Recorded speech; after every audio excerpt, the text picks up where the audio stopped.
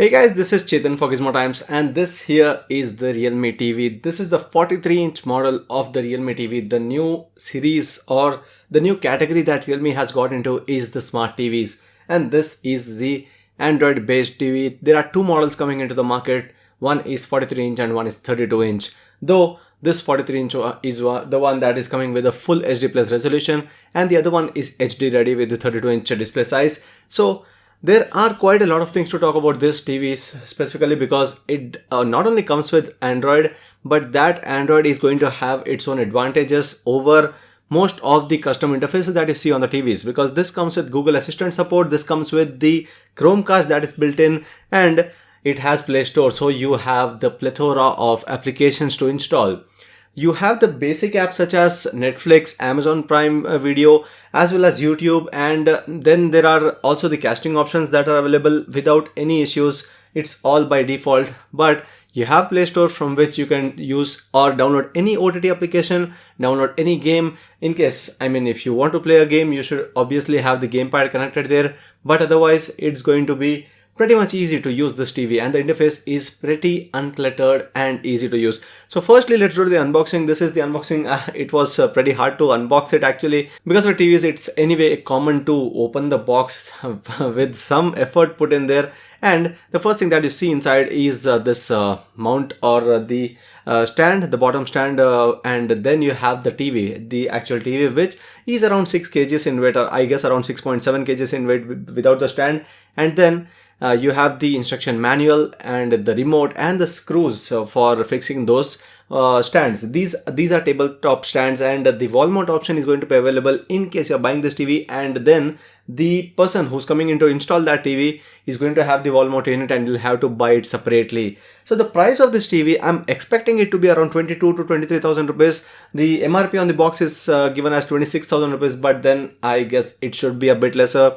First, the reason for that is that it's not a 4K option. There are some 4K TVs in this price range, obviously with this size as well. So this is not 4K, and 1080 is what you're getting. So obviously that's where I feel like Realme might be going a bit aggressive with the pricing, and they aren't offering the 4K option, which is not surprising because we still are, I'm not supporting Realme in any way here. We still don't see a lot of people using 4K as an option to consume the content, because not a lot of content is available there.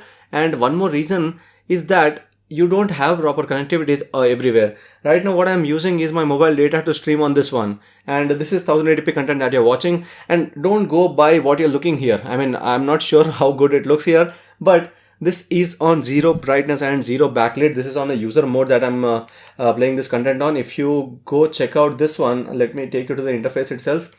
So if I go here, and if I go to the settings and then into the device preferences, you will see that for the picture options, you have the backlit and brightness at 0. It's not clear there, but it's 0 on both, and then it's contrast at 50, saturation at 50, and sharpness at 10, and still it's bright.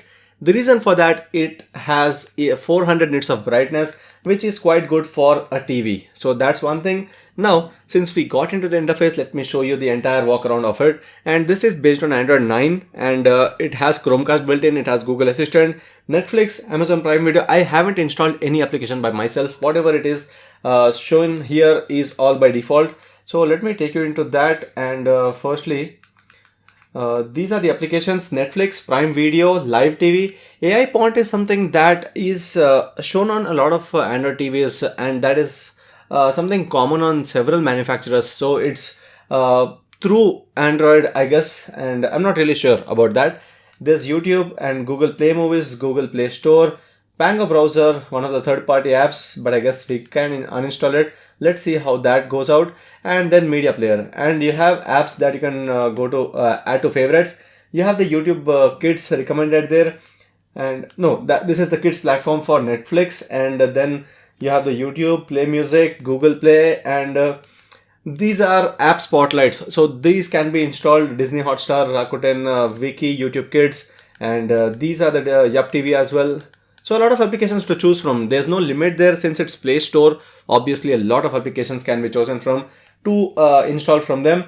Now let's go into the settings. So what you find under settings, are these things. So you basically have the network settings and then the channel settings, account settings, applications, device preferences, where you have the options for date and time, timer, language, keyboard, and then the inputs, power, and picture, sound, storage, home screen. So if we talk about the connectivity or the inputs, so you have these ports in total. You have 3 HDMI ports, 2 USB ports, and they are equally divided. I mean, not equally, but then you have some ports on the side towards the back and some ports towards the bottom panel. So there are 3 HDMI ports in total, 2 USB ports, 1 SPDIF, and 1 digital TV interface port, and 1 Ethernet port. And there's also the headphone jack, and those digital audio out, those pins are there as well. And then for this audio support, you have 2 sets of speakers, which has 1 full range speaker and 1 tweeter each on each side. And the speakers are located towards the bottom of the TV. And I mean, it gives you a bit of a surround sound effect, because when the speaker is located towards the bottom, the sound gets pushed towards the sides whenever the sound is coming out. And frankly, I'm again very frankly saying this, I have used the Xiaomi's TV, whose box is sitting right over here. Xiaomi's TV, the recent ones, and then the Mi TV 4X, I guess, 4X Pro, and then also the Kodak's 43-inch TV. Those TVs had 20 watt speakers. This is 24 watt in total, but the wattage, I mean, it's not only about the wattage, it also depends on the placement of the speakers, I guess, and having a full range speaker and a tweeter on one side and the same on the other side, it gives you a higher amount of volume. And frankly, I liked the amount of volume that it had. It was quite aggressive speaker. I mean, it was pretty heavy on the audio. Let me also give you a quick demo of that as well, because anyway, since we are here, let me take you back to YouTube and I'll play one of the 8D audios. 8D doesn't matter here. I'm not sure what that channel does to make it sound like 8D, and it might work on earphones or headphones. But here, I'm just giving you a demo because I like those audios with the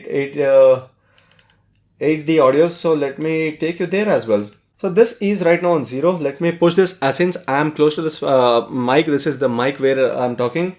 Now this is going to be taken to 100% of audio.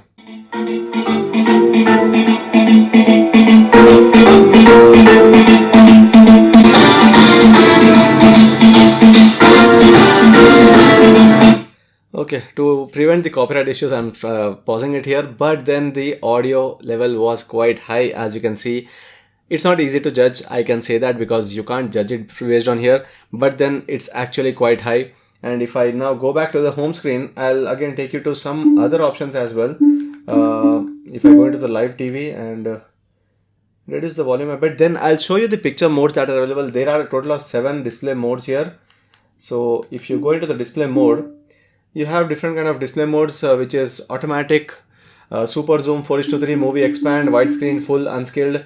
These are the picture formats. And then you have the picture mode, where you have user, standard, vivid, sport, movie, game, and energy saving. So these are the options that you're getting for the picture mode. So there's quite a lot of things that are included in the interface.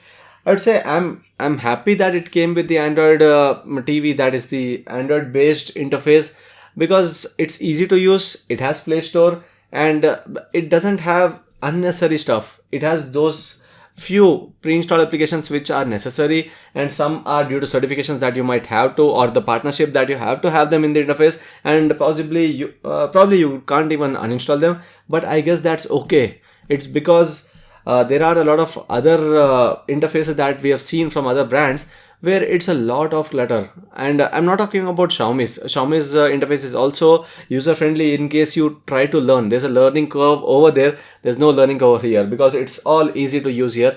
You have to learn that Xiaomi's interface, TV's interface, but once you learn that, it was easy as well. But Realme did a good job by having the Android based interface here. And now there's also the Dolby Audio MS12B solution for the surround sound that's added here to that bottom speakers for the good output. So that's there as well. And one last point is about, the viewing angle is about 170 degrees. So if you're viewing it from the side as well, you're not going to lose out on anything. You can clearly still check out the content being displayed there. And the bezels, it's quite a slim TV from the side as well, and it's just 8.7 mm bezels on every side, except the bottom chin, obviously. and there's a simple Realme branding towards the bottom, and design wise I would say it's quite a good looking TV there. So this was the quick unboxing and the overall hands-on or the experience of the interface of the Realme 43-inch TV. Realme TV 43 inch is what they call it, and I hope this is priced around 22 to 23,000 rupees, which should be quite a good price for this one, because mainly because of the speakers and then the interface.